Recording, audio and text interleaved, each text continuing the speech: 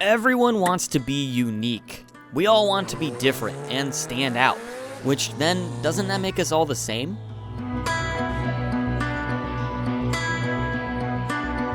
Being unique is a weird paradox. Unique means that you're different than everyone else. But if everyone is trying to be unique, then we're not really that different.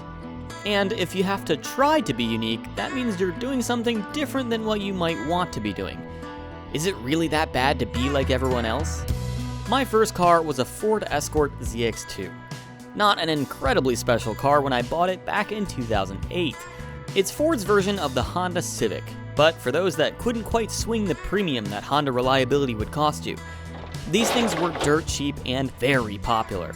Ford made 874,000 of these things. Naturally, when I was in high school, I wanted to modify mine to make it different and to be unique. Over the next 14 years, I continued to do that. And now I have a 300 horsepower SVT Focus engine swap boosted car with big brakes, TE37s, and a gutted interior, which honestly kind of sucks. This car kind of sucks. I mean, there's a reason I don't really drive it on this channel too much. I mean, look at how much dust is on this thing. I never want to drive it. It makes 3 times the factory horsepower that this car was ever meant to have, and I have stripped out 500 pounds from the car. So it weighs less than 2,000 pounds, and it makes 300 horsepower in an old 90s Ford economy car. You can see where I'm going with this. It's sketchy. It's raw, visceral, and it's exciting, but it's not really the kind of exciting that I want. It's sketchy, and I feel like I'm gonna die every time I drive it. So as a result, I just don't really drive it. So it sits in storage. But at least it's special. YouTube is full of special builds. But do you really think that all of these cars are as good as the internet says they are? We just built and drove the world's first K-swap Toyota Prius.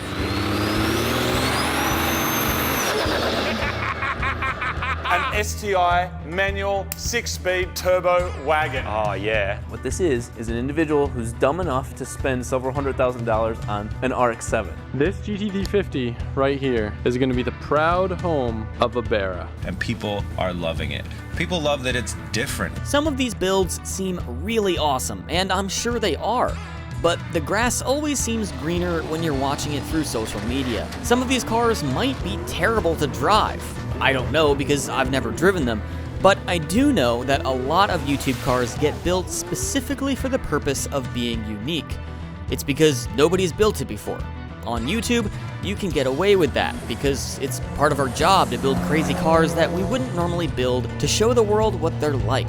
But for the average person, this just doesn't make sense. Cars that are built for the sole purpose of being unique are often not very good cars. Like my Ford Escort. I still own the car though because I'm sentimental about it. It's my first car and I don't want to regret selling it like so many of my friends have told me that they regretted selling their first car. So it just sits in storage as a bit of a museum piece for me.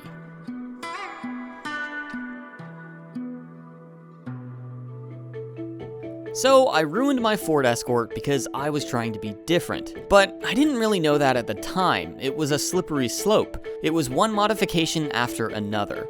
But at the end of the day, I still have a really cool car.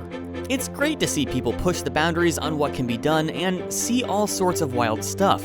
But when I take a step back and look at what I've done, I've ended up with a car that I don't really want to drive anymore. On the flip side, I have my K-swapped RX-7, which is also pretty unique, but that car rocks. It's really fun to drive, and it hasn't really broken down on me yet, at least not in a major way. So what's the difference between my Escort and my RX-7? What's the problem with being unique if it seemed to work out for me with my RX-7? The difference is, I was just trying to build the car that I wanted. I put a K-Series engine in my RX-7 because that's what I wanted. Not because I wanted to be one of the first to do it or because I wanted the attention. I was actually nervous that I'd make people hate me for doing it. But at the end of the day, I genuinely wanted to have a K-Series in the RX-7. That's what made the most sense for me. I see so many people build cars that they don't actually want just because they're trying to be unique. Don't be unique if you're not genuine. Sometimes it's hard for me to step back and see if I'm being real. When I compare myself to other YouTubers on the internet, it makes me think that I have to do crazy stuff to get views or do things that are different, even if they're bad. Being unique in itself isn't a problem though. It's celebrated. I love seeing cool stuff done to cars, the wild and extreme builds. But if these builds are done just for the attention or the status of having something that nobody else has, then it will be short-lived. You might be on the top trending of Reddit for a day, good for you. But then you have to go home and live with that car. Is your car really something that you enjoy? Something that's not just built for other people's attention? Sometimes the cars that you enjoy might be boring to other people. I love the first generation Honda Insight. It's not the most attractive car for sure, but I think it's really cool. Shoot, I own a Subaru. That's probably one of the least unique vehicles that you can own as a car enthusiast. And my buddy Seth owns a BRZ. It's got wheels, coilovers, and an exhaust. Not exactly a unique setup, but he loves it. I love this car, the way it looks. It made 168 horsepower to the wheel. So it is not fast. I will say I do care about horsepower, but I don't know, I believe there's more to it. It's more about the driving experience, and that sounds so cliche to say, but I had an STI for a little bit. The STI was fun, but between the two, the driving experience of the BRZ, for me, I enjoyed it a lot more. The NA engine and being able to keep it up in the high RPMs, and I don't know, it's just funner to drive, I felt like. But I don't have anything super rare.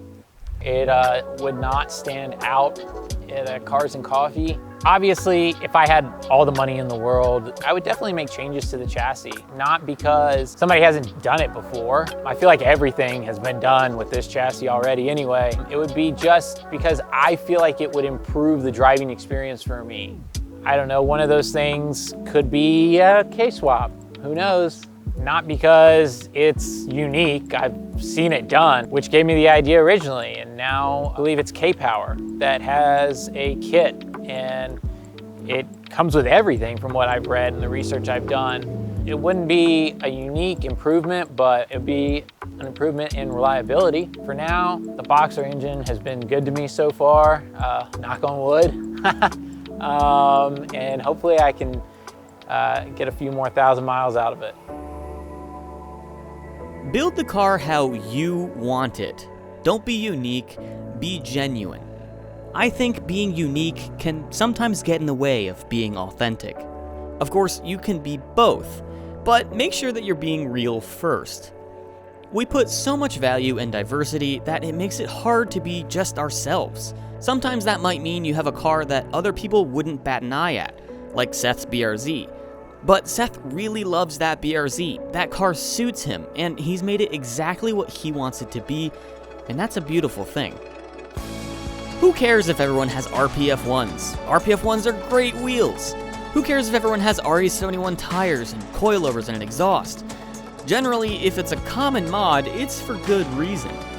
Don't shy away from doing something on your car just because everyone else has done it. Be genuine.